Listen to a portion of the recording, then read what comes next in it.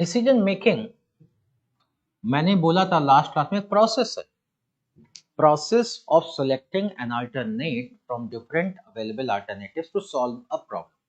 किसी भी समस्या के समाधान के लिए उपलब्ध विभिन्न विकल्पों में से किसी एक विकल्प का चयन करना, ये कहलाता है डिसीजन मेकिंग।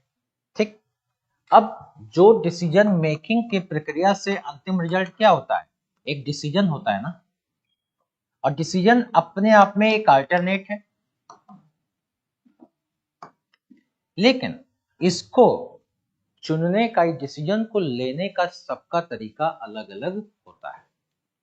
यानी कि एक प्रॉब्लम को सॉल्व करने के लिए, किसी भी प्रॉब्लम को सॉल्व करने के लिए जो भी विकल्प चुना जाता है, हमारी आर्थिक स्थिति के अकॉर्डिंग हमारा विकल्प होगा, इसकी आर्थिक स्थिति के अकॉर्डिंग इसका विकल्प होगा, इसकी आर्थिक स्थिति का इसका विकल्प होगा, हमारे नॉलेज और हमारे इंटेलेक्चुअल लेवल के अकॉर्डिंग मेरा विकल्प होगा, इसके इंटेलेक्चुअल के अकॉर्डिंग इसका विकल्प होगा, इसके अकॉर्डिंग हमारे कल्चर के अकॉर्डिंग विकल्प हमारा अलग होगा, अगले के कल्चर के अकॉर्डिंग उसका विकल्प अलग होगा।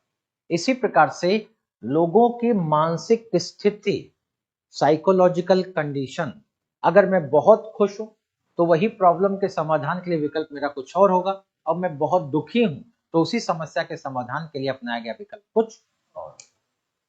अगर मैं यंग हूं तो मेरा उसी प्रॉब्लम को देखने का नजरिया कुछ और होगा, मैं ओल्ड एज का हूं तो मेरा उसी प्रॉब्लम को देखने का नजरिया कुछ अलग होगा।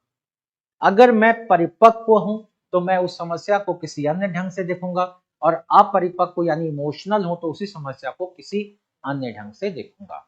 यानी कि डिसीजन मेकिंग प्रोसेस तो है, लेकिन यह प्रोसेस यूनिवर्सल नहीं है। यानी कि यहां पर कई फैक्टर्स इस प्रक्रिया को प्रभावित करते हैं। डिसीजन मेकिंग के प्रोसेस को कई सारे फैक्टर प्रभावित करते हैं, जिसके कारण एक ही समस्या के समाधान के लिए लिया गया डिसीजन अलग अलग होता है, अलग अलग लोगों के द्वारा। ठीक है, अल्टीमेटली ये कहें तो जो ये मॉडल है, जो ये बता रहा है कि डिसीजन मेकिंग के प्रोसेस को कई चीजें प्रभावित करती हैं, इस प्रोसेस को हम लोगों ने, या इस मॉडल को हम लोगों ने बाउंडेड रैशनल मॉडल का नाम दिया था। लास्ट क्लास में हमने इसकी चर्चा की थी, बाउंडेड रैशनल मॉडल। यही मॉडल है जिसको हम अपने एग्जाम में पढ़ते हैं। हर्बर्ट साइमन के द्वारा यह मॉडल दिया गया। हर्बर्ट साइमन के द्वारा यह मॉडल दिया गया था। अब ये जो डिसीजन मेकिंग का प्रोसेस है, ये अपने आप में कई सारे स्टेप को शामिल करता है, जिसमें पहला बात तो होता है प्रॉब्लम को पहचानना। यानी प्रॉब्लम क्या है पहले ये जानना, फिर प्रॉब्लम का मूल्यांकन करके उसके लिए कई सारे विकल्पों को तैयार करना, फिर उन विकल्पों का मूल्यांकन करना, उन विकल्पों के मूल्यांकन के बाद किसी एक विकल्प का चयन करना, फिर उस विकल्प को, जो चयनित विकल्प है, उसको समस्या पे अप्लाई करना, फिर उसके रिजल्ट को देखना और उसका रिव्यू करने के बाद फिर अब उसका फीडबैक लेना, और तब जाकर डिसीजन मेकिंग का पूरा चरण पूरा होता है। यानी अगर मुझे किसी भी समस्या का समाधान करना है तो उसके लिए पहले हमें समस्या को जानना होगा। यानी सबसे पहले I have to identify the situation, क्योंकि सिचुएशन ही प्रॉब्लम है, तो हम प्रॉब्लम को आइडेंटिफाई करें।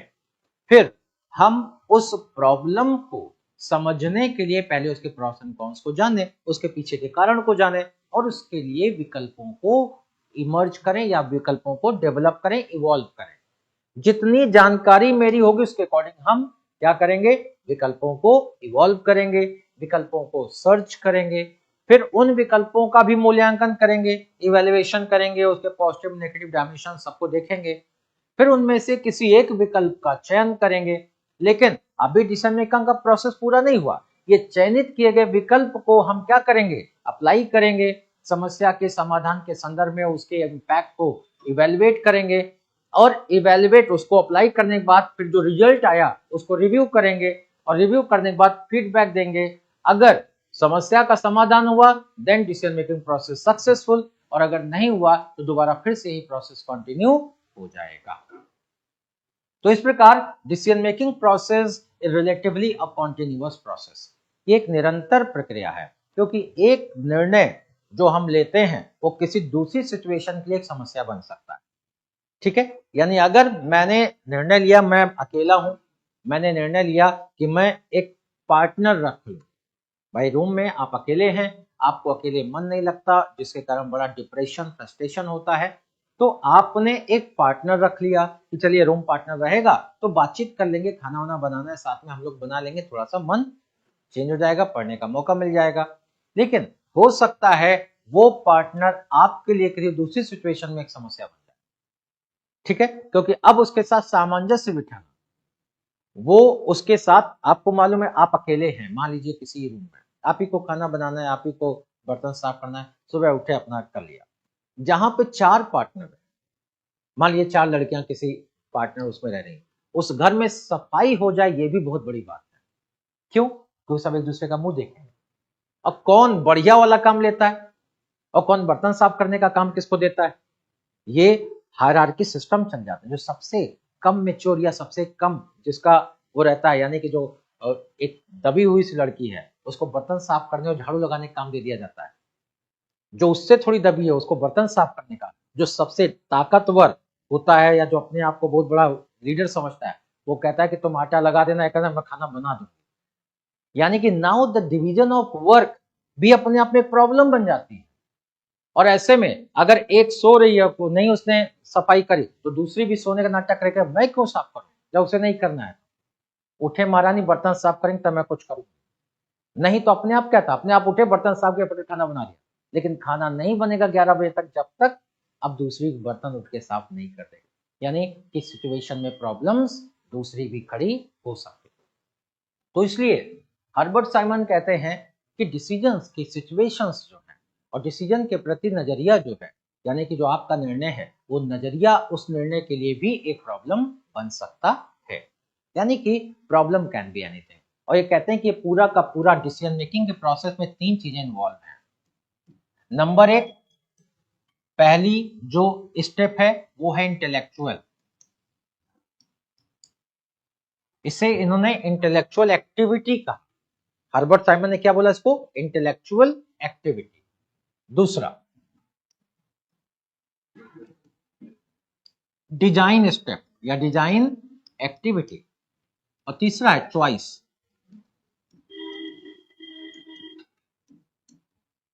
चॉइस एक्टिविटी यानी कि बौद्धिक गतिविधि, प्रारूप गतिविधि और चयन गतिविधि।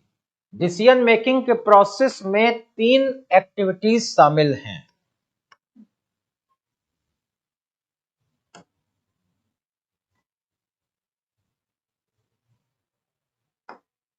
इसमें 3 एक्टिविटी शामिल है और ये मॉडल है बाउंडेड रैशनल मॉडल। और साथ ही साथ ये कहता है कि इन एक्टिविटीज में काम करने वाला यानी डिसीजन मेकर है, एक ऐसा व्यक्ति है, मैंने बोला कि डिसीजन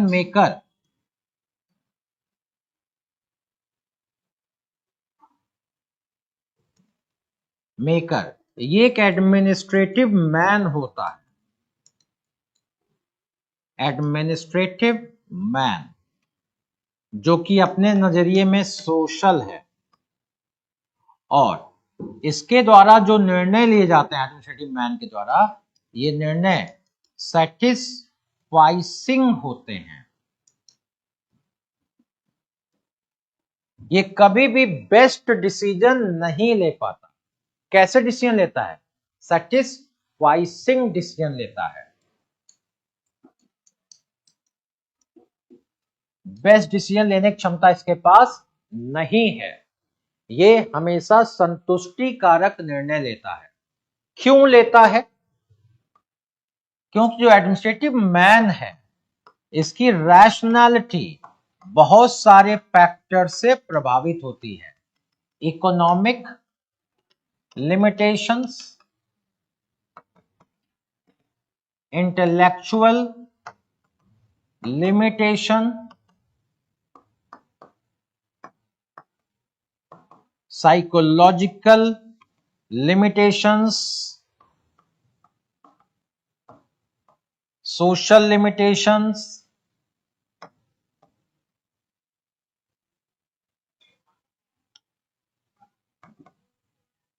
कल्चरल लिमिटेशंस,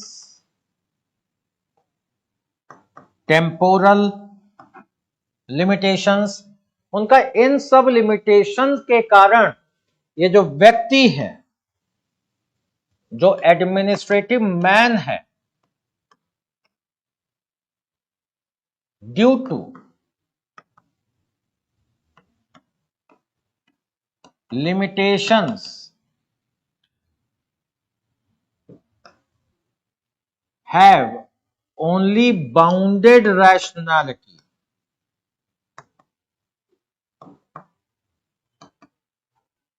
यानी लिमिटेशन के कारण इस एडमिनिस्ट्रेटिव मैन में सिर्फ बाउंडेड रैशनैलिटी, सीमित तार्किकता होती है, और सीमित तार्किकता के कारण बेस्ट डिसीजन लेने में not able to take best decision, सर्वोत्तम निर्णय नहीं ले पाता।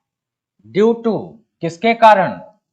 Due to social, economic, psychological, personal और टेम्पोरल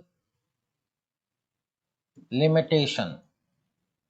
इसकी जो रैशनैलिटी कैसी हो गई? बाउंडेड हो गई, सीमित हो गई, और सीमित होने के कारण not able to take the best decision but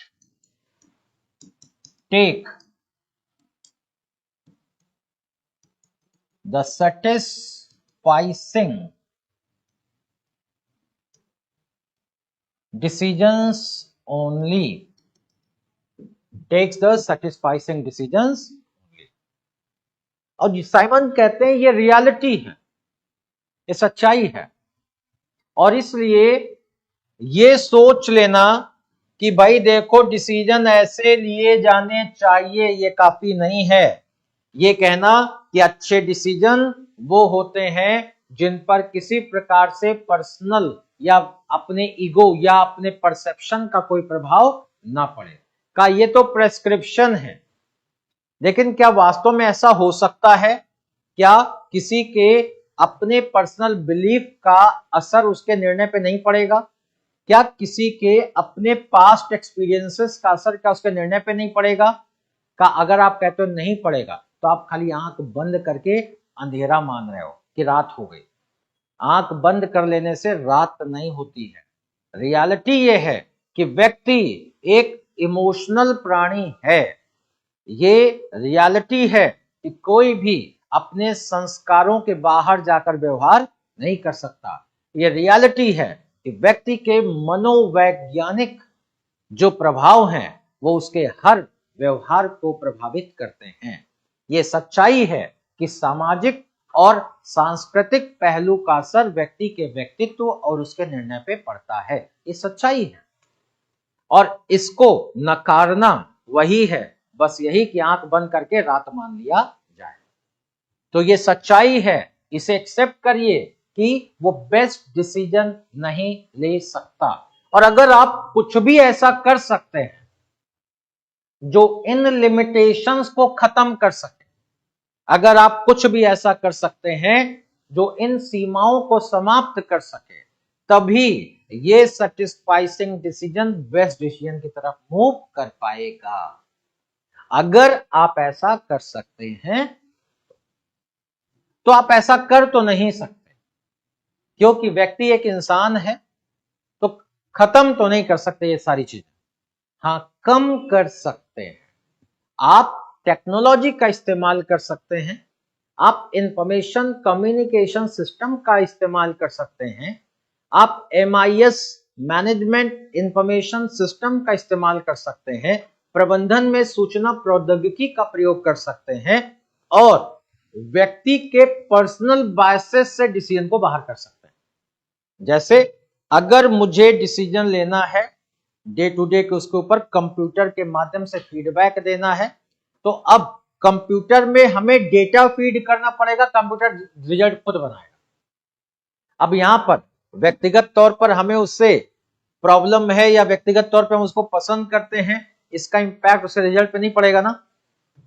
साथ ही साथ आप पासपोर्ट बनवाने के लिए आ रहे हैं, डिसीजन लेना है पासपोर्ट के संदर्भ में, अगर आप सीधे मेरे पास आते पासपोर्ट ऑफिस में तो हम नियमों का हवाला देकर आपको 2 दिन बाद बुलाएं, 4 दिन बाद बुलाएं, आपसे दलाल 10,000 रुपया मांग ले, 20,000 मांग ले, आपको कितना समय लग जाए। लेकिन और दूसरा, रेफरेंस वालों को पहले, जो रेफरेंस वाले नहीं उनको बाद में करके हम पीछे कर दें। लेकिन अगर यहां पे MIS का इस्तेमाल हो गया तो आपने वहां से पासपोर्ट ऑफिस का जो वेबसाइट है खोला, वहां पर आवेदन किया, आवेदन करने के बाद स्लॉट आया, स्लॉट आपने अपनी मर्जी का 3 से 5 के बीच का स्लॉट भर दिया। अब हमारे हाथ में कुछ, I have to certify your application form within that 2 hours, 3 से 5 के बीच में हमको सर्टिफाई करना है। अब ना अब आपको 6 बजे बुला सकते हैं, ना ही 2 बजे बुला सकते हैं। तो MIS ने क्या किया, मेरे पर्सनल चीजों को बाहर कर दिया ना, मेरी पसंद नापसंद का कोई मतलब नहीं, आपने जो जो सर्टिफिकेट रिक्वायर्ड है वो लगा दिए उसमें, अब हम कुछ नहीं कर सकते, हमको वेरीफाई करना ही पड़ेगा। LEO की रिपोर्ट आपने लगा दी, अब मैं चाह रहा हूं या नहीं चाह रहा हूं इससे कोई फर्क पड़ना नहीं है, क्योंकि जितना भी पासपोर्ट रिक्वायरमेंट में डेटा मांगा गया या जितने भी सर्टिफिकेट मांगे गए आपने लगा दिए, अब वहां बैठे हुए व्यक्ति के हाथ में डिस्क्रिप्शन कुछ भी नहीं। टेम्पोरल, पहले 10 आदमी को बैठकर हजारों लोगों का पहले अलॉटमेंट करना, फिर उनको यहां से वहां भेजना, वहां फोटो खींचना, ये करना वो करना होता था। अब पहले ही आपने वेबसाइट पे सब कुछ करके डाल दिया है, यहां पर आए, एक व्यक्ति कंप्यूटर बैठा, धड़ा धड़ा आपका सर्टिफिकेशन 2 घंटे में, भाई 50 को ही तो बुलाया है और 50 लोग आए, उनका फटाफट काम हो गया। यानी कि जो टेम्पोरल प्रॉब्लम थी कि भाई समय का कमी या कोई चीज, ये हमारी बौद्धिकता, भाई हमारी बौद्धिकता मिलान हो रहा है कि नहीं हो रहा है, चेहरा मिल रहा है कि नहीं मिल रहा है, इसका आधार पे तो शेरू की टाइप का चेहरा लग रहा है और इसमें तो किसी और टाइप का चेहरा है, मतलब कहने का मतलब ये कि उसमें कोई कंफ्यूजन नहीं, कंप्यूटर वो सब वेरीफाई करके भेज देगा। आपको सिर्फ डेटा को पॉजिटिवली सर्टिफाई करना है कि हाँ जो लगाया गया था कंप्यूटर में सब कुछ उपलब्ध है। अब इससे क्या हुआ, टाइम भी कम लगा, हम पर्सनल बायसेस से बाहर कर दिए डिसीजन को। तो साइमन ने यही कहा कि जितना टेक्नोलॉजी का इस्तेमाल कर लेंगे उतना ही इनको आप कम कर पाएंगे, लेकिन आंख बंद कर लो, कहो कि नहीं ये सब समस्या होती नहीं है, तो इससे डिसीजन अच्छा नहीं हो जाएगा। आप पहले रियलिटी को पहचानिए, फिर उसे मॉडल बनाने की कोशिश करें। इसी को बाउंडेड रैशनल मॉडल का नाम दिया गया। तो bounded rational model is the one of the most prominent model of the decision making proposed by the Herbert Simon, and according to that, note कर लीजिए इसको, ये समझ में आ गया ना model.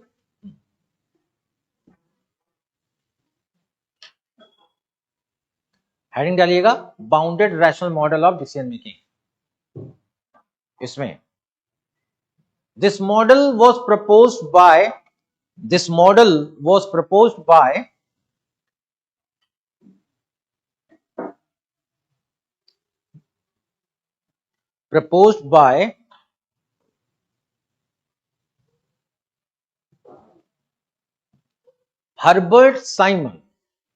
Herbert Simon,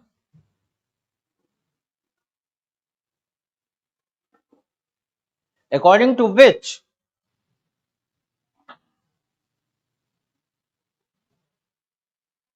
every decision is taken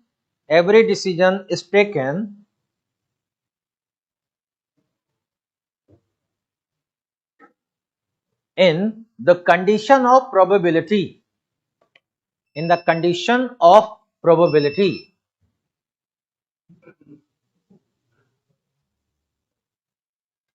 And decision maker takes decision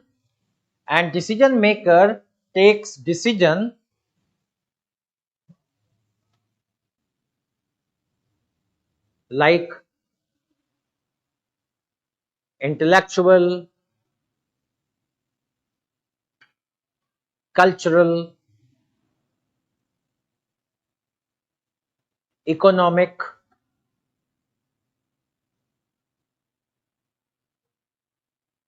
personal, organizational, and other factors.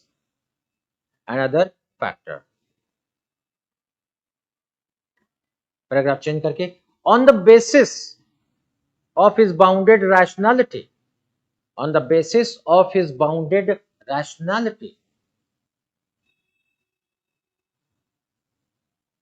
decision maker just take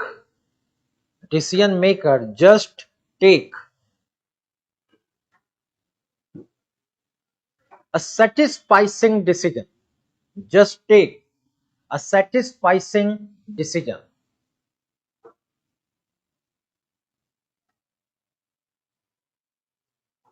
As he is not able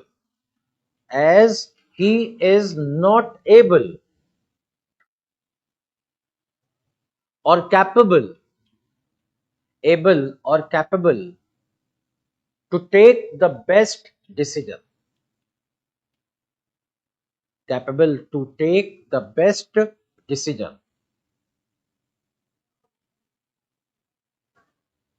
ठीक है, हिंदी में लिखिए इतना। सीमित तार्किकता प्रतिमान, निर्णयन का सीमित तार्किकता प्रतिमान, इसे ऐसे बोलते हैं, निर्णयन का सीमित तार्किकता प्रतिमान। यह प्रतिमान, यह मॉडल हर्बर्ट साइमन के द्वारा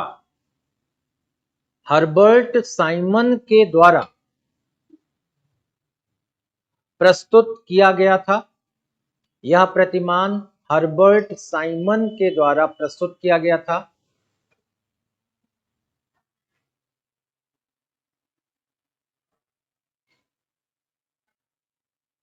गया था और उनके अनुसार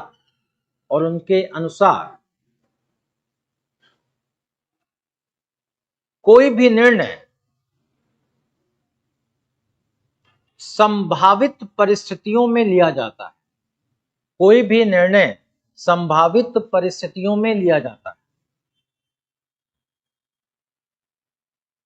और जिसका उद्देश्य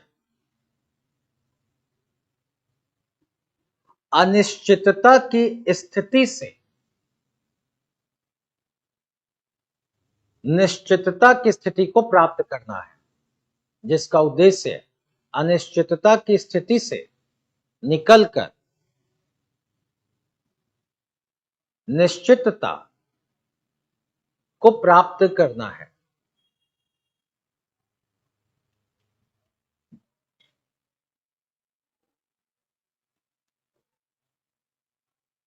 पैराग्राफ चेंज कर लिखिए। हर्बर्ट साइमन के अनुसार निर्णय लेने वाला व्यक्ति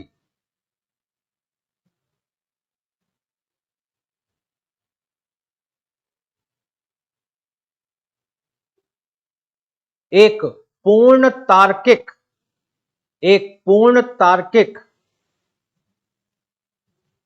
अथवा आर्थिक व्यक्ति नहीं होता। पूर्ण तार्किक अथवा आर्थिक व्यक्ति नहीं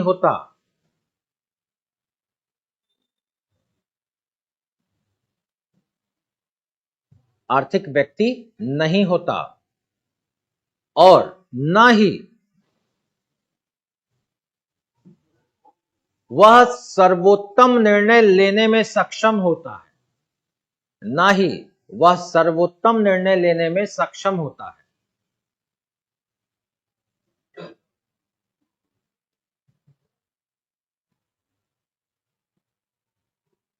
क्योंकि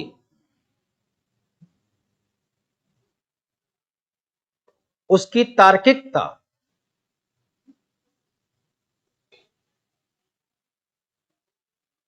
बहुत से कारकों के कारण सीमित हो जाती है। उसकी तार्किकता कई कारणों से सीमित हो जाती है। उसकी तार्किकता कई कारणों से सीमित हो जाती है। और इस सीमित तार्किकता के आधार पर और इस सीमित तार्किक क्षमता के आधार पर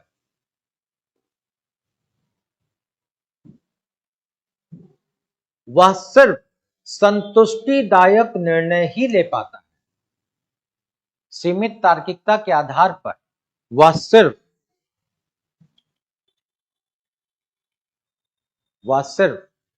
संतुष्टिदायक निर्णय या संतुष्टिकारक निर्णय ही ले पाता है। संतुष्टिकारक को अंडरलाइन करना, संतुष्टिकारक निर्णय ही ले पाता है। पैराग्राफ चेंज करके, हर्बर्ट साइमन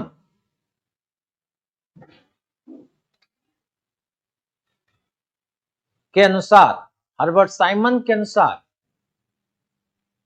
निर्णय लेने वाला व्यक्ति एक प्रशासनिक व्यक्ति होता है। निर्णय लेने वाला व्यक्ति एक प्रशासनिक व्यक्ति होता है जिसके निर्णय उसकी बौद्धिक क्षमता, जिसके निर्णय उसकी बौद्धिक क्षमता,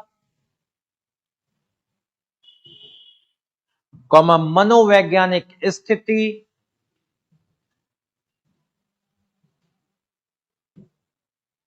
आर्थिक, सामाजिक और सांस्कृतिक कारकों, आर्थिक, सामाजिक और सांस्कृतिक परिस्थितियों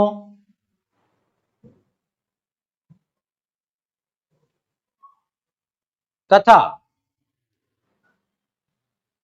संगठनात्मक कारकों से प्रभावित होते हैं। संगठनात्मक कारकों से भी प्रभावित होते हैं,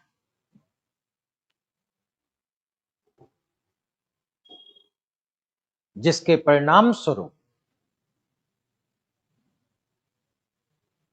वह एक सीमित दायरे में रहकर ही निर्णय ले पाता है।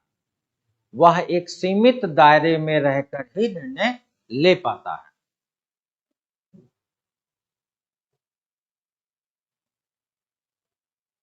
और उस दायरे के भीतर तो उसके निर्णय सर्वोत्तम हैं, और उस दायरे के भीतर तो उसके निर्णय सर्वोत्तम हैं,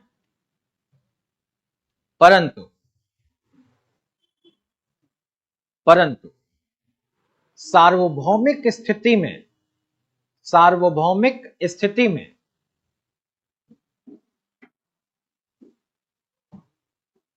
सीमित तार्किकता के कारण ये सिर्फ संतुष्टि कारक ही होते हैं।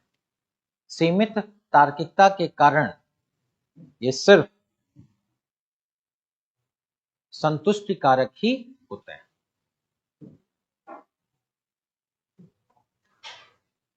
क्या कहते हैं साइमन? ये कहते हैं देखिए ऐसा है कि ये जो व्यक्ति है, प्रशासनिक व्यक्ति, और ये है इकोनॉमिक मैन, और ये है एडमिनिस्ट्रेटिव मैन। पहले लोगों ने ये वाली थ्योरी दी, उनका देखो भैया, आर्थिक व्यक्ति यानी निर्णय कैसे लिए जाते हैं, how the decisions should be taken, एक तो ये बात है, and how the decisions are taken. निर्णय कैसे लिए जाने चाहिए और निर्णय कैसे लिए जाते हैं। ये जो मॉडल है ये बोलता है कि निर्णय कैसे लिए जाने चाहिए। ये कहता है कि देखो निर्णय ऐसे लिए जाने चाहिए, प्रॉब्लम का पता लगाओ, और ये जो व्यक्ति है he knows the problem, trained intellectual, पता है प्रॉब्लम क्या है, what is problem, he knows all alternate, he knows,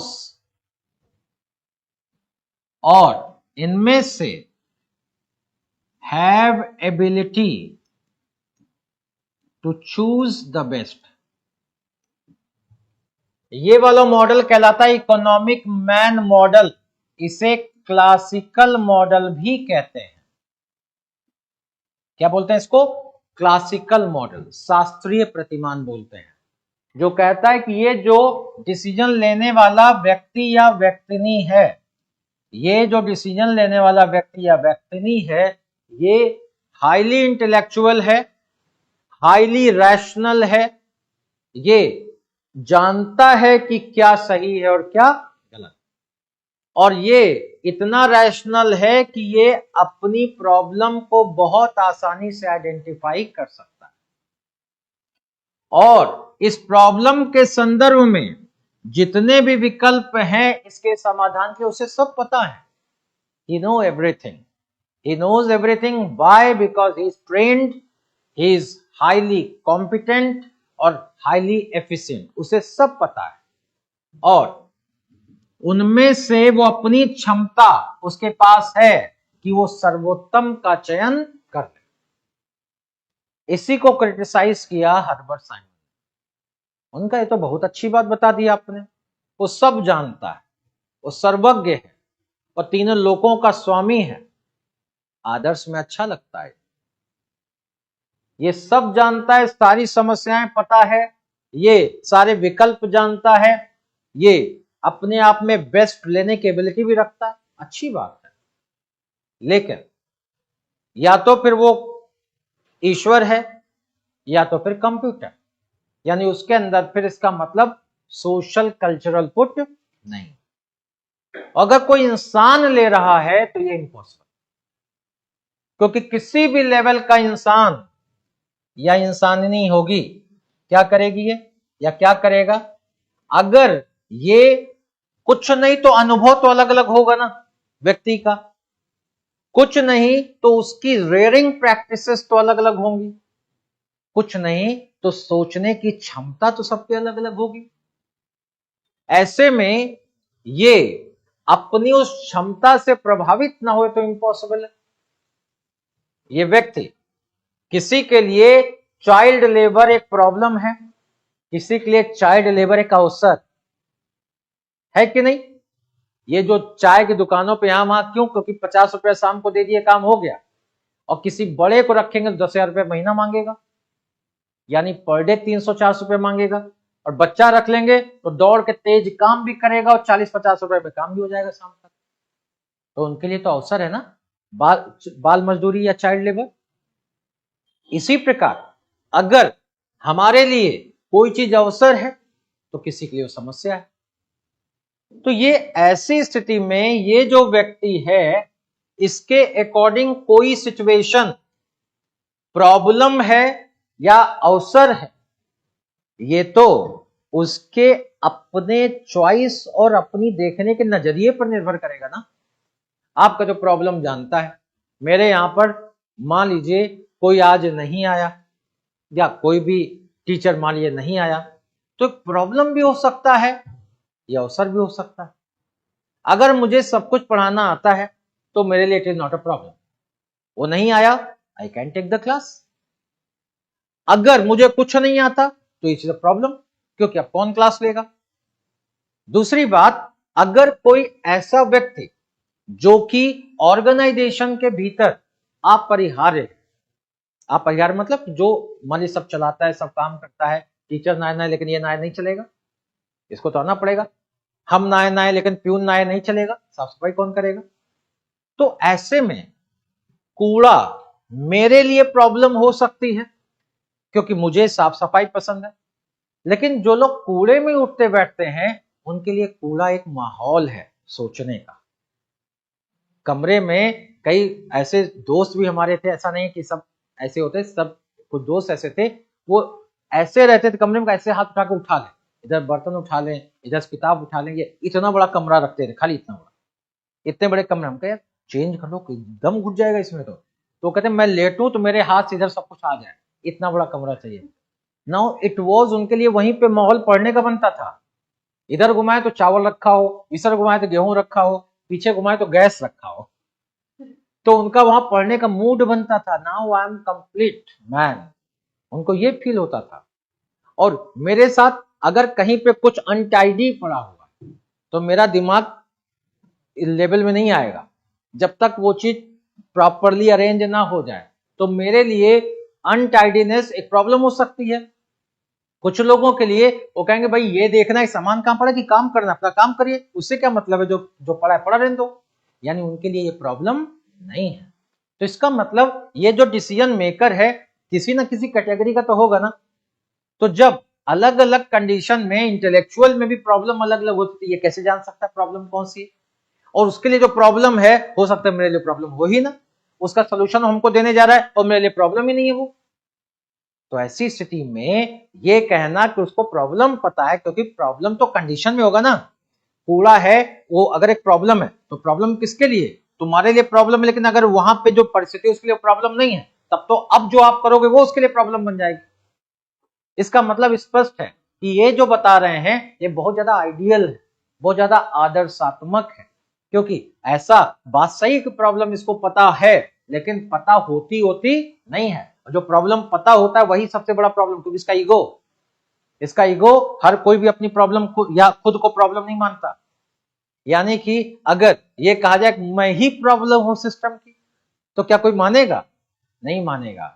यानी कि 99.99% नहीं मानेगा कि मैं प्रॉब्लम हूं सिस्टम की, क्योंकि आदमी प्रॉब्लम दूसरों में ढूंढता है, खुद में नहीं। ठीक है, ये उसका ईगो, ये उसका हो। लेकिन अगर ज्यादा मैच्योर है तो वो दूसरों की तरफ उंगली उठाने के पहले देखेगा यार शायद मुझसे कोई गलती हो गई, क्यों मैं फंसा या क्यों मैं बजा ऐसे लड़के से या ऐसी लड़की से, हमें बात ही नहीं करना चाहिए था, गलती मेरी।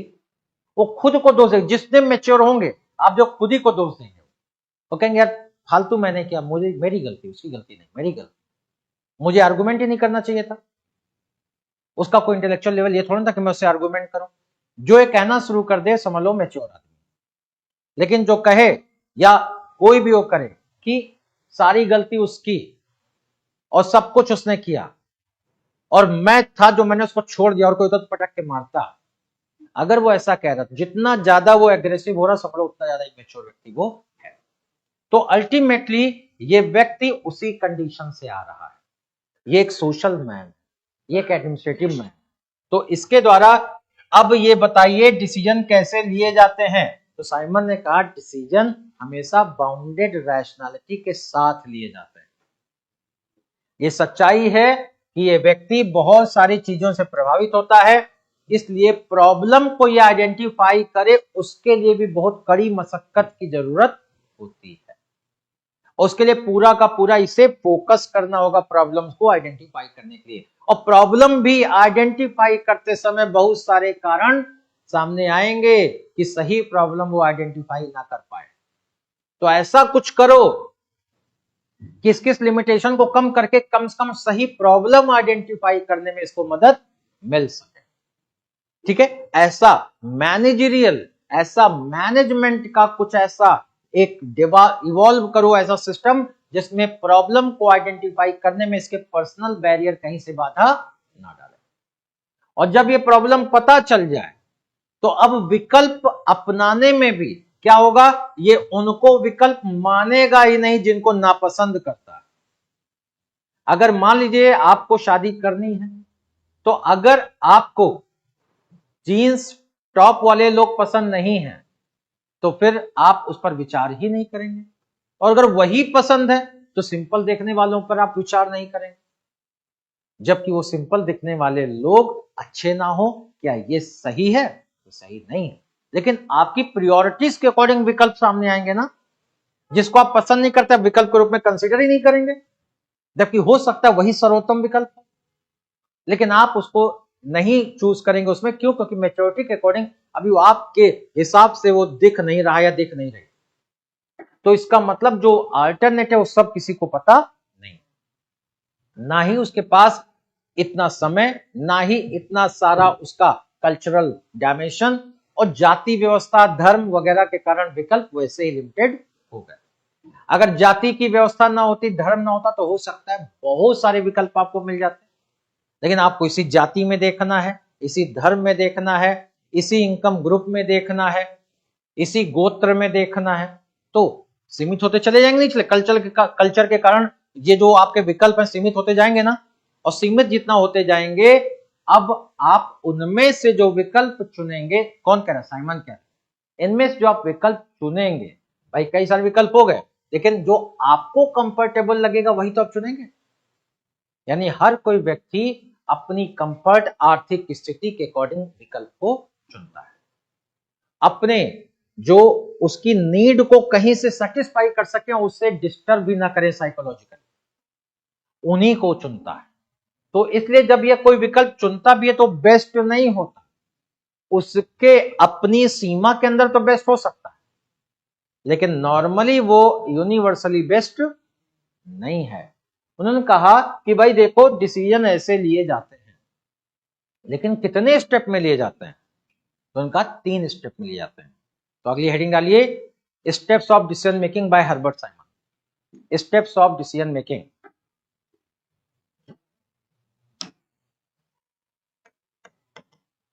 Steps in decision making.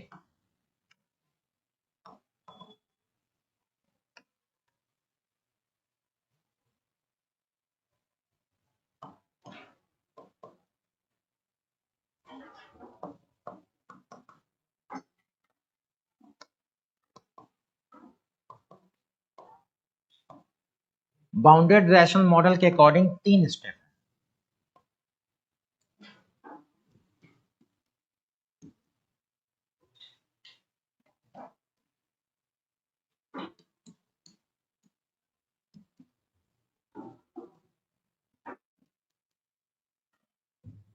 Intelligence, design और चॉइस, इसे कहते हैं बौद्धिक स्तर,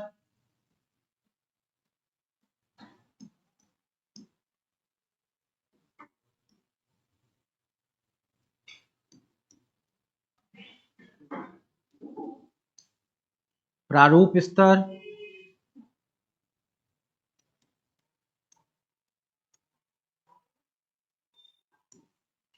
विकल्प स्तर। बौद्धिक, प्रारूप और विकल्प,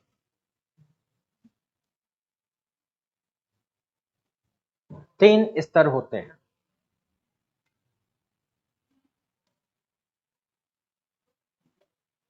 तीन स्तरों में डिसीजंस लिए जाते हैं। कौन कह रहा है? Herbert Simon. वो कहते हैं लेकिन it is not very easy.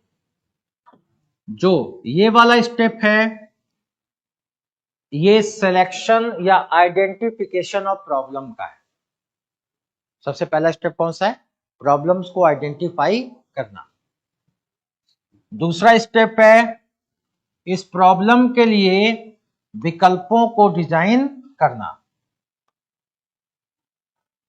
और तीसरा है उन विकल्पों में से किसी एक विकल्प को चुनना। उनका सबसे ज्यादा टाइम इसमें लगता है और सबसे कम टाइम इसमें लगता है।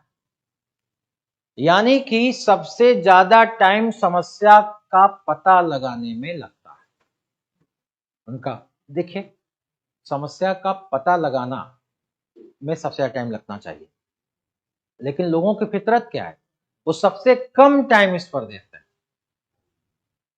फोन किए, उसने ठीक से बात नहीं किया, बहुत दिमाग खराब। जाए बाहर में, हम बात क्यों करेंगे? हम भी नहीं करेंगे।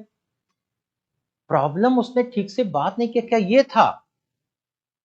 और आपने चूज कर लिया तुरंत कि हम बात नहीं करेंगे, बात की बात, विकल्प चूज कर लिया, जबकि आपके पास कई सारे विकल्प थे कि आप जाकर मिलते, फिर फोन करके पूछते कि क्या बात हो गई, कोई दिक्कत है क्या, कोई समस्या है। हमसे समस्या है, समाज से समस्या है, इनसे है, उनसे, किस, मतलब यू डिडंट टॉक, आपने बात ही नहीं किया, उसने आपसे ठीक से बात नहीं किया, या मिलने पर उसने आपको रिस्पॉन्स नहीं दिया, या आपने 2 बार फोन किया उसने फोन कट कर दिया आपका, या आपने व्हाट्सएप किया उसने सीन किया, रिस्पॉन्स नहीं किया, और आपने तुरंत निर्णय ले लिया, सेकेंड्स में आपने निर्णय ले लिया कि इसने जानबूझकर ऐसा किया, मुझे अवॉइड कर रहा है या कर रही है, मुझसे बात नहीं करना चाहता है या करना चाहती है, या इसने मुझे 2 बार फोन कट हो गया, मतलब कहीं ब्लॉक कर दिया क्या। यानी कि now you are taking your judgement in seconds. लेकिन इसके और भी क्या वहां तक दिमाग है, लेकिन बहुत अगर ट्रस्ट है, मान लो हमारा मेच्योरिटी लेवल बहुत हाई है, ट्रस्ट है, फोन 2 बार कट हो गया, नहीं उठा, तो हम ये नहीं सोचे उसने नहीं उठाया या क्या ब्लॉक कर दिया मुझे, ये सोचेंगे जरूर किसी समस्या में है, कोई प्रॉब्लम में, फोन कट कर दिया। अगर मेच्योरिटी ज्यादा है तो मैं सोचूंगा हो सकता है फैमिली के सामने हो इसलिए फोन कट कर दे रहा है या कर दे रही है। उससे थोड़ा ज्यादा मेच्योरिटी हो तो ये सोचेंगे कि शायद सही परिस्थिति में भी वो नहीं है कि बात कर सके, कोई कंडीशन होगी, सिचुएशन जहां पर कि वो बात करने की स्थिति में नहीं, अगर ट्रस्ट अच्छा है। लेकिन अभी नया नया सब कुछ है, अभी ट्रस्ट उतना नहीं है, तो आपको लगेगा मुझे ब्लॉक कर दिया मतलब दूसरे से कम्युनिकेशन हो रहा है, टाइपिंग दिख रहा है दूसरे का, हमारे पे आ ही नहीं रहा है कुछ, यानी कि ऑनलाइन बंदा दिख रहा है लेकिन हमारे ऊपर कोई रिस्पॉन्स नहीं आ रहा है, तो क्या हुआ, नेगेटिव सोचना शुरू कर दिया। जबकि इसका पॉजिटिव सेंस ये है कि इसका मतलब किसी किसी अर्जेंट और इमरजेंट वर्क में इन्वॉल्व। लेकिन ये हम कब सोचेंगे, जब ट्रस्ट अच्छा होगा तब ना। यानी कि हम प्रॉब्लम में भी हमारा ट्रस्ट, हमारी साइकोलॉजिकल, हमारे पर्सनल बैरियर्स पे प्ले करेंगे रोल। हम किसी भी कंडीशन में प्रॉब्लम्स को आइडेंटिफाई कर पाए उसके लिए बहुत हाई इंटेलेक्चुअल एबिलिटी चाहिए, हाई इंटेलेक्चुअल एबिलिटी।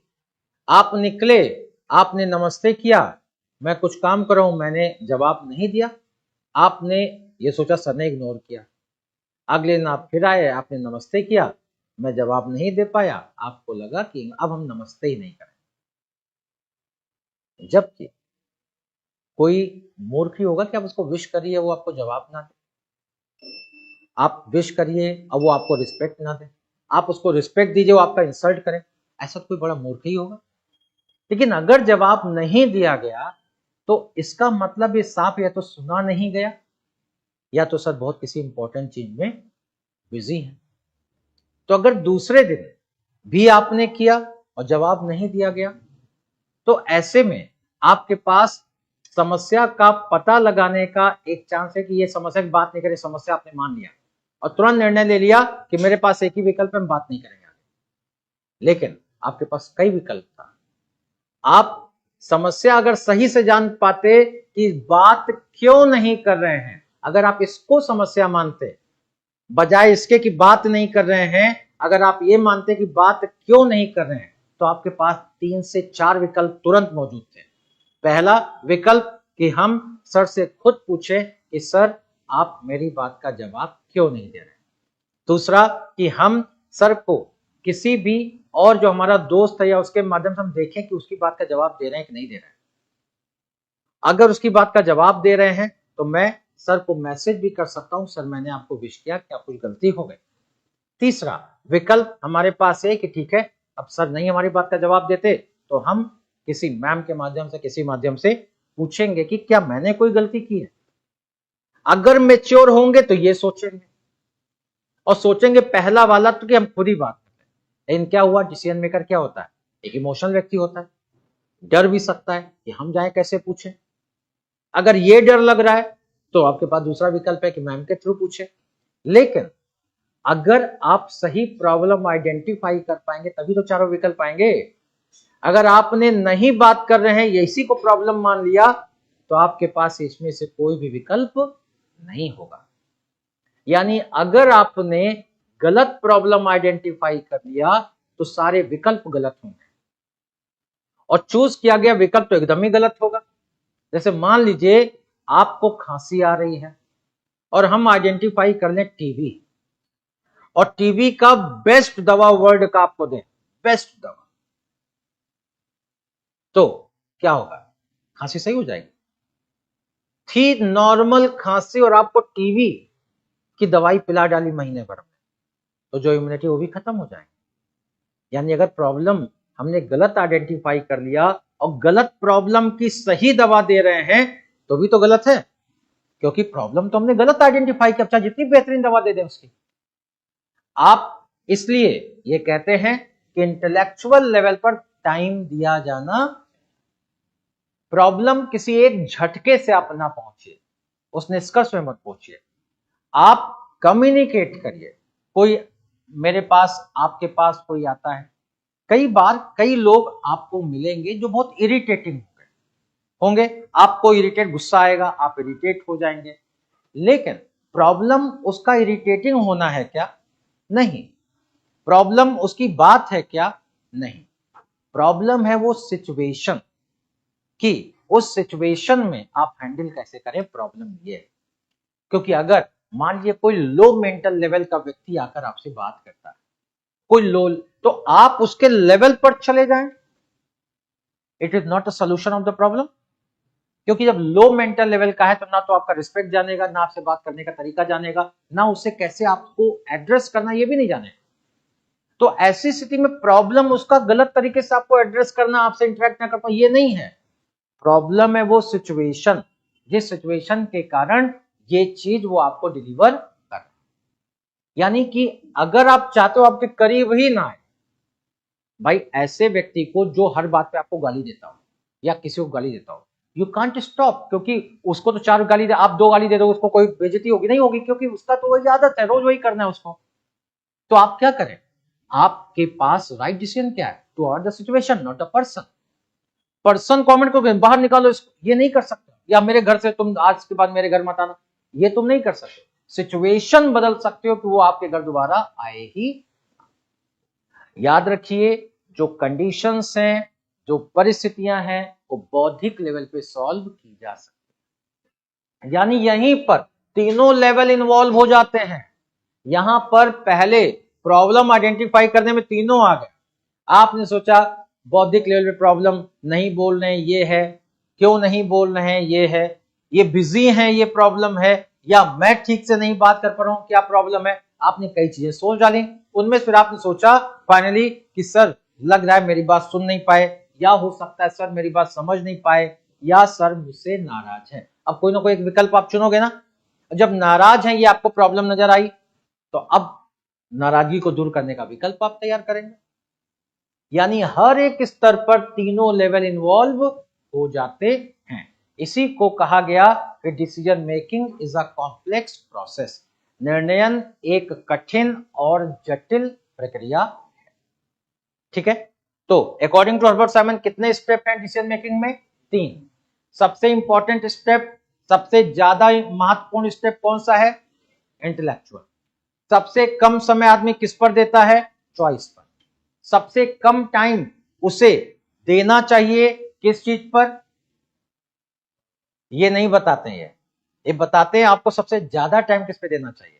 तो सबसे टाइम प्रॉब्लम को आइडेंटिफाई करने पर देना चाहिए। ये बोलते हैं जो तीनों लेवल हैं ये सर्कुलर चलते हैं, यानी जो बौद्धिक लेवल है, और जब आप विकल्प चुन लेते हैं तो हो सकता है विकल्प ही अपने आप में प्रॉब्लम बन जाए, यानी सर्कुलर है। अब आपने विकल्प चुना कि भाई मुझे इनसे बात नहीं करनी है या कुछ, अब वो बात ना करना अपने आप में प्रॉब्लम बन सकती है। ठीक है, अगर आपने गलत समस्या चुनी थी और उसका विकल्प आपने ले लिया है, तो अब वो विकल्प अपने आप में एक समस्या बन जाए। तो इस प्रकार हर्बर्ट साइमन के अकॉर्डिंग ये डिसीजन मेकिंग का एक मॉडल है। तो कितनी बातें हर्बर्ट साइमन के मॉडल से जुड़ गई? Number 1, administrative man model. ये प्री में पूछा जाता है कि कौन से मॉडल को एडमिनिस्ट्रेटिव मैन मॉडल कहते हैं, तो बाउंडेड रैशनल मॉडल को ये कहते हैं। दूसरी बात, सैटिस्फाइसिंग मॉडल किसे कहते हैं? तो सैटिस्फाइसिंग मॉडल भी बाउंडेड रैशनल मॉडल को कहते हैं। तीसरी बात, जो डिसीजंस हैं वो किस कंडीशन में ले जाते हैं? प्रोबेबिलिटी, संभाव्यता की स्थिति में निर्णय लिए जाते हैं, ना ही अनिश्चितता ना ही निश्चितता, बल्कि संभाव्यता, जिससे कि हम अधिक से अधिक निश्चितता की ओर जा सकें। ठीक है, संभाव्यता। चौथा, बाउंडेड रैशनैलिटी की बात करते हैं, ये सीमित तार्किकता की बात करते हैं, ये साइमन जो है दो प्रकार के डिसीजन की बात करते हैं। नंबर एक, प्रोग्राम्ड डिसीजन,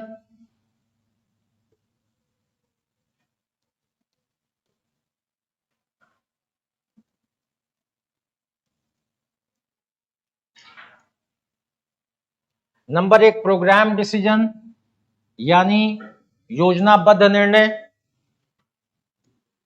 दूसरा, नॉन प्रोग्राम्ड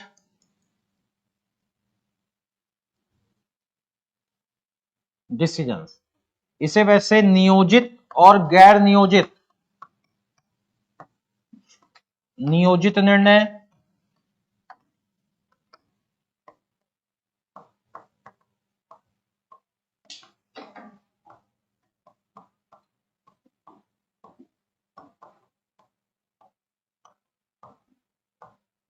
और गैर नियोजित निर्णय, दो प्रकार के निर्णय की बात हर्बर्ट साइमन कहते हैं।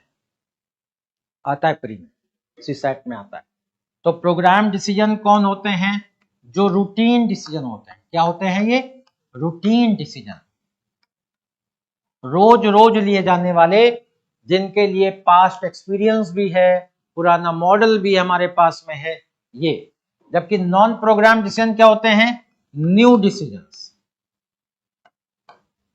New decision. Non program decision यानी गैर नियोजित निर्णय, नए निर्णय होते हैं जिनके लिए हमारे पास कोई पुराना अनुभव नहीं होता। इसके लिए हमारे पास किसी भी प्रकार का पूर्व डिफाइंड डिसीजन, कोई पूर्व डिफाइंड हमारे पास मॉडल मौजूद नहीं है। यानी इसके लिए जो गैर नियोजित हैं, इनके लिए क्या चाहिए?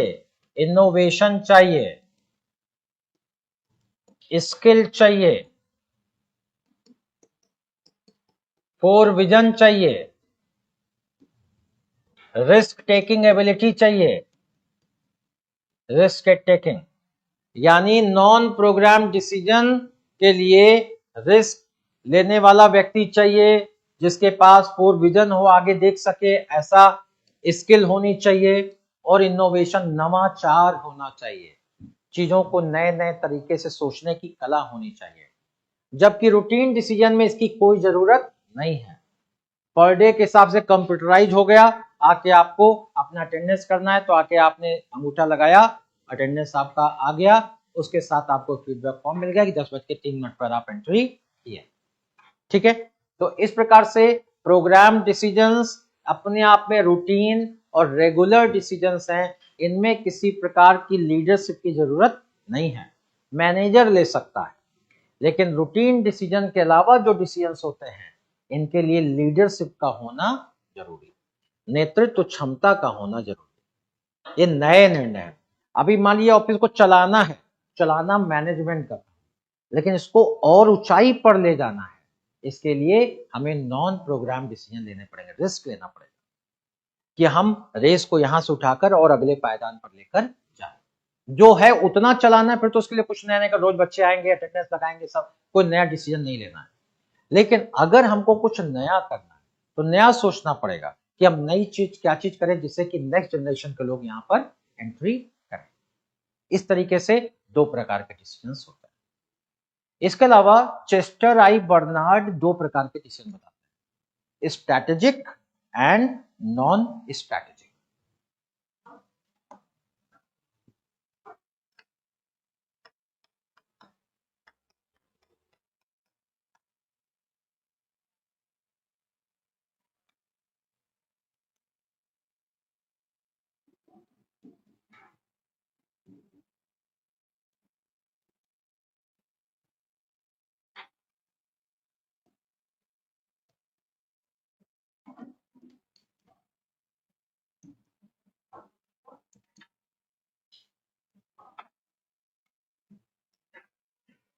Strategic and non strategic decisions.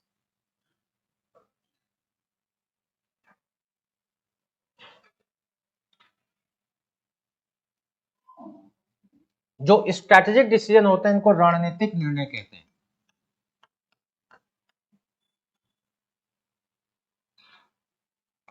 इनको गैर रणनीतिक।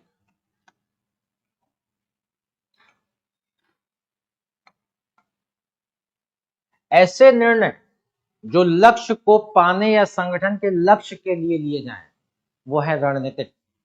और गैर रणनीतिक जो कि जिनका लक्ष्य से कोई लेना देना ना, ऐसे गैर रणनीतिक। वो कहते हैं नॉर्मली 80% टाइम हम नॉन स्ट्रेटेजिक में लगे रहते हैं। ऐसे डिसीजन की कैसे पुताई कर दे, ये कर दे, वो कर दे, दुनिया भर की कहानी में लगे रहते हैं, लेकिन जिनसे लक्ष्य मिलना है उन पे खाली 20% टाइम देते हैं। यही बात प्रोग्राम डिसीजन नॉन प्रोग्राम के बारे में हर्बर्ट साइमन ने कहा था कि 70 से 80% टाइम लोग रूटीन डिसीजन लेने में लगा देते हैं, जबकि इनोवेटिव डिसीजन में खाली 20% टाइम देते हैं। जबकि ग्रोथ किससे होना है? इनोवेटिव डिसीजन से होना है, यानी नॉन प्रोग्राम से। उसी प्रकार ग्रोथ किससे होना है? रणनीतिक डिसीजन यानी कि स्ट्रैटेजिक डिसीजन से होना है। लक्ष्य प्राप्त करने में ये मदद कर रहे हैं ना ये वाले डिसीजंस, लेकिन इस पे सबसे कम टाइम होता है। बाकी आडंबर पे डिसीजन ले लेते हैं, क्या होना चाहिए, कैसे होना, ये लक्ष्य क्या है उसके ऊपर खाली 20% का ध्यान जाता है। इस प्रकार दो प्रकार के डिसीजंस हैं, ऑर्गेनाइजेशनल एंड पर्सनल डिसीजंस होते हैं।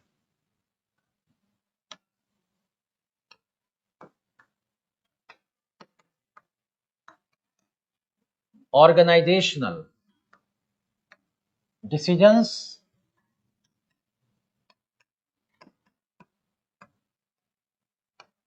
And personal decisions.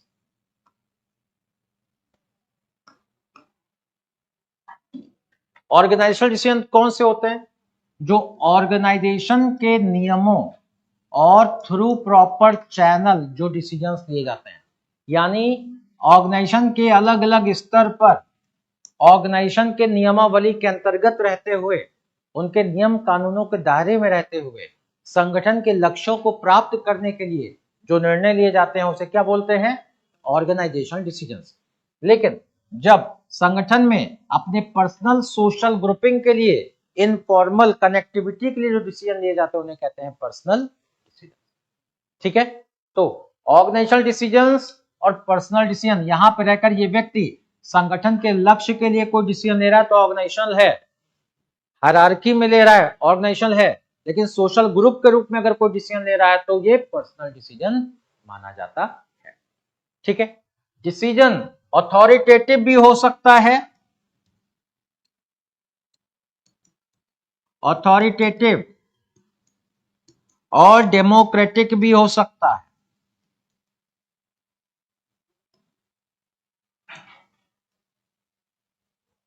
Authoritative decision when decision has been taken without involving the people affected by the decisions, यानी जो आप निर्णय ले रहे हैं उसमें उस निर्णय से प्रभावित होने वाले लोगों को शामिल ना करें और खाली डिसीजन मेकर अपनी इच्छा से ही डिसीजन ले रहा हो, तो ऐसे डिसीजंस को अथॉरिटेटिव डिसीजन कहते हैं। लेकिन अगर डिसीजन लेने वाला व्यक्ति जो डिसीजन ले रहा है वो व्यक्ति उसमें इन्वॉल्व करता है बाकी अन्य स्टेक होल्डर्स को भी, यानी मिलकर सामूहिक डिसीजन लिया जा रहा है, तो उसे बोलते हैं डेमोक्रेटिक डिसीजन। ठीक है, डिसीजन का एक फॉर्म और होता है collective and individual.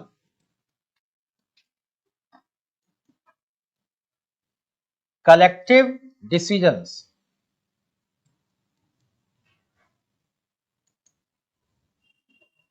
Individual decisions, सामूहिक निर्णय और वैयक्तिक निर्णय। सामूहिक निर्णय, वैयक्तिक निर्णय क्या है? सामूहिक निर्णय ऐसे निर्णयों को कहा जाता है जिसमें कि संगठन के अंदर सभी स्टेक होल्डर्स मिलकर डिसीजन लेते हैं, और इंडिविजुअल निर्णय वो लेते हैं जो अथॉरिटेटिव होते हैं अपने नेचर में, यानी बिना किसी को शामिल किए हुए डिसीजन ले लिया गया। यानी कलेक्टिव डिसीजंस डेमोक्रेटिक होते हैं और इंडिविजुअल डिसीजंस अथॉरिटेटिव होते हैं। इस प्रकार से जो फॉर्म्स ऑफ डिसीजन मेकिंग है ये मॉडल आपके इसमें है एग्जाम में, और इस मॉडल से क्वेश्चंस एग्जाम में आते हैं। डिसीजन को प्रभावित करने में कौन से कारक ज्यादा भूमिका निभाते? प्रश्न कैसे आते हैं देखिए, डिसीजन को आपके अफेक्ट करने में इंटरनल फैक्टर ज्यादा प्ले करते हैं रोल या एक्सटर्नल? आप ऑर्गेनाइजेशन में हैं, आप कोई डिसीजन ले रहे हैं, तो बट नेचुरल बात है कि आप संगठन के डिसीजन ले रहे होंगे ना। तो अब ये डिसीजन आप ले रहे हैं, तो अब आपको एक्सटर्नल फैक्टर यानी ऑर्गेनाइजेशन का rule, economic condition, policy of the organization ज्यादा अफेक्ट करते हैं, या आपकी अपनी सोच, परसेप्शन, आपकी मेंटालिटी, ये सब ज्यादा रोल प्ले करता है? एक्सटर्नल या इंटरनल? एक्सटर्नल। यहां पर कौन कह रहा है? एक्सटर्नल। क्योंकि हर्बर्ट साइमन कहते हैं कि व्यक्ति जब निर्णय लेता है तो बहुत सारे कारक प्रभावित करते हैं, उसमें ये भी और ये भी। अगर ऑर्गेनाइजेशन ले रहे हैं तो ज्यादा रोल किसका है? इनका है। आईएएस बन जाओगे तो बजट के अंदर ही तो डिसीजन लोगे, आपका कितना भी मन कर रहा हो, लेकिन मन से थोड़ा डिसीजन लोगे, आप तो बजट या सरकार जो पॉलिसी उसके अंदर लोगे। लेकिन अगर आप कोई पर्सनल डिसीजन ले रहे हैं तो अब एक्सटर्नल नहीं, इंटरनल फैक्टर ज्यादा रोल प्ले करेंगे। ऑर्गेनाइजेशनल डिसीजन में आपकी साइकोलॉजी मायने नहीं रखती, मायने रखता है कि संगठन की नीति क्या है, डिसीजन को वो प्रभावित करेंगे ऑर्गेनाइजेशन में। साथ ही साथ पर्सनल में आएंगे तो आपका व्यक्तिगत होगा, फिर सांगठनिक रूल उसमें रोल प्ले नहीं करेंगे। जैसे मान लीजिए लेबर यूनियन के सदस्य के रूप में डिसीजन लोगे तो संगठन के नियम वहां काम नहीं करेंगे। आप लोग आपस में सारे लेबर क्या सोचते हैं उनकी बात होगी, उनकी अपनी गुस्सा, उनका अपना इमोशनल लेवल वो काम करेगा। ठीक है, तो ये जाने रहिए कि जब भी फॉर्मल डिसीजन लिया जाएगा, फॉर्मल इनफॉर्मल दो डिसीजन होते हैं, जो फॉर्मल डिसीजन लिया जाएगा, फॉर्मल डिसीजन को बोलते हैं ऑर्गेनाइजेशनल डिसीजन, और इनफॉर्मल डिसीजन को बोलते हैं पर्सनल डिसीजन। ठीक है, तो जो फॉर्मल डिसीजन है वहां पर एक्सटर्नल फैक्टर ज्यादा रोल प्ले करते हैं, और जो इनफॉर्मल डिसीजन है वहां पर इंटरनल फैक्टर ज्यादा रोल प्ले करते हैं।